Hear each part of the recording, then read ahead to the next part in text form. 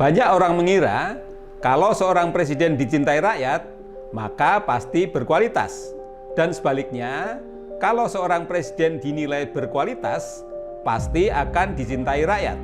Padahal, dalam praktek kepemimpinan, dua hal ini tidak selalu berjalan bersamaan. Lalu, untuk Indonesia hari ini, sebenarnya presiden yang seperti apa yang kita butuhkan?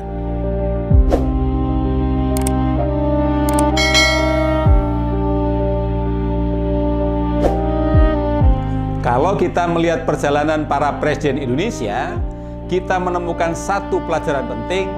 Setiap presiden Indonesia memimpin dalam konteks yang berbeda. Ada yang memimpin di masa krisis nasional, ada yang memimpin di masa transisi politik dan kelembagaan, dan ada pula yang memimpin di masa stabilitas dan pertumbuhan. Karena itu, ukuran keberhasilan seorang presiden tidak bisa dilepaskan dari tantangan pada zamannya.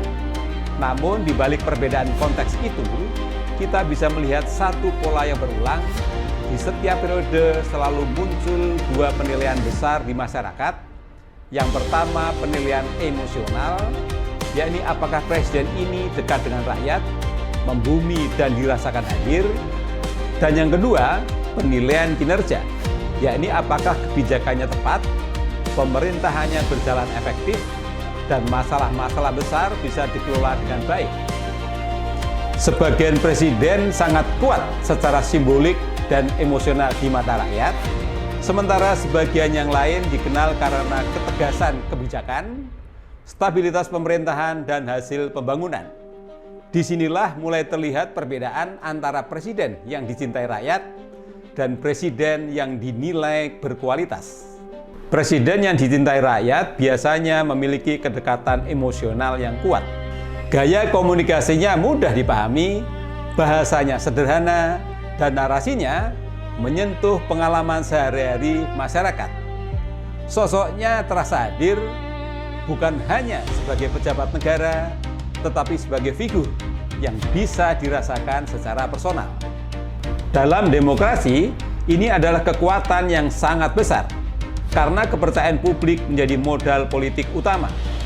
Presiden yang dicintai rakyat cenderung lebih mudah membangun dukungan, lebih mudah menjaga stabilitas politik, dan lebih mudah menggerakkan partisipasi masyarakat. Namun, kita juga perlu jujur melihat satu hal. Cinta publik sering dibentuk oleh persepsi. Dan persepsi dalam era media sosial bisa terbentuk sangat cepat. Ia tidak selalu mencerminkan kualitas pengambilan keputusan, tidak selalu menggambarkan ketahanan dalam menghadapi tekanan politik, dan tidak selalu menunjukkan kemampuan dalam mengelola konflik kepentingan yang begitu kompleks. Sementara itu, presiden yang berkualitas tidak selalu paling ramai dipuji. Justru kualitas kepemimpinannya sering terlihat dari hal-hal yang tidak selalu viral. Bagaimana ia mengambil keputusan sulit ketika semua pilihan sama-sama berisiko? Bagaimana ia memilih pembantu dan membangun tim yang kuat, bukan hanya tim yang loyal? Dan bagaimana ia menjaga arah kebijakan jangka panjang, meskipun tekanan politik jangka pendek sangat besar? Presiden yang berkualitas juga terlihat dari kemampuannya menahan godaan kompromi yang merugikan kepentingan publik, dan keberaniannya mengambil keputusan yang tidak selalu populer. Seringkali, kualitas seperti ini tidak langsung terlihat. Ia baru terasa setelah waktu berjalan, bahkan kadang baru benar-benar dinilai secara adil setelah masa jabatannya berakhir.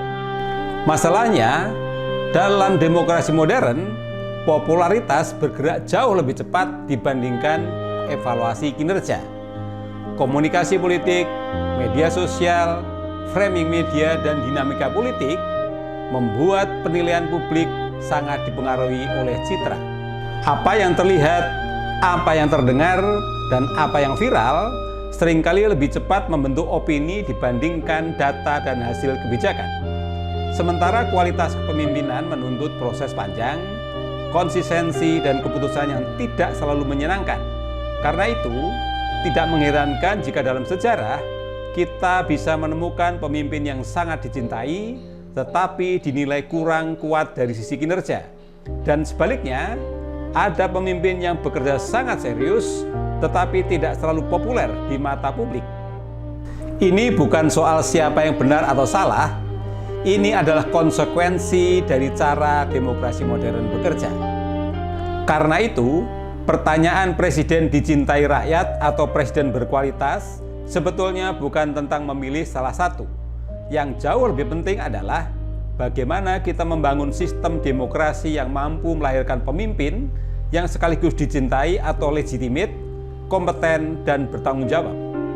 Kita membutuhkan presiden yang mampu membangun kedekatan dengan rakyat, tetapi pada saat yang sama mampu mengelola negara yang sangat kompleks. Negara dengan persoalan ekonomi, birokrasi, geopolitik, ketimpangan sosial, dan tekanan global yang tidak sederhana. Jadi pertanyaannya bukan siapa yang lebih disukai, melainkan apakah sistem kita memberi ruang bagi pemimpin kita yang benar-benar mampu bekerja. Disinilah diskusi ini menjadi sangat relevan dengan pilihan pilkada dan mekanisme demokrasi yang sebelumnya kita bahas di channel ini. Cara kita memilih pemimpin sangat mempengaruhi tipe pemimpin yang akhirnya muncul.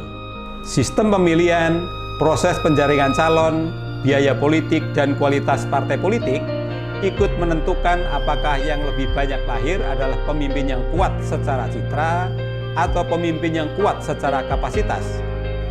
Ketika biaya politik tinggi, proses seleksi tertutup, dan pendidikan politik lemah, maka sistem cenderung mendorong lahirnya pemimpin yang unggul dalam popularitas. Sebaliknya, jika proses penjaringan terbuka, transparan, dan diawasi publik, maka kesempatan atau peluang bagi pemimpin berkualitas akan jauh lebih besar.